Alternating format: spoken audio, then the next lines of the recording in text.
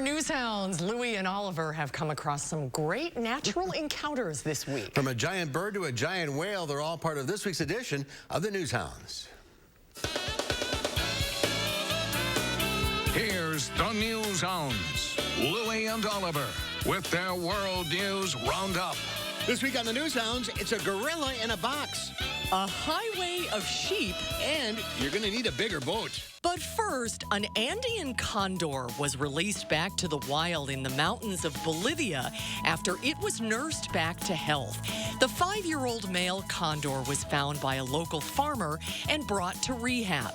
Conservationists have been working to improve the numbers of the Andean condor, among the largest birds in the world, for decades. The birds can live as long as 75 years in captivity, but they reproduce slowly. A mating pair produces only a single offspring every other year, and both parents must care for their young for a full year. A couple of gray whales gave some whale watchers quite a show near Catalina Island in Southern California. 2 whales came over to investigate the boat and spent around 90 minutes playing on all sides of it. The trip organizers made sure the whales weren't touched. Gray whales are currently on their northbound migration from Baja California back to their feeding grounds off Alaska. These whale watchers certainly got their money's worth. Don't fall asleep now, because this is a lot of sheep to count. Every year, sheep farmer Frank Schertz trails his sheep in the Boise, Idaho foothills in late April.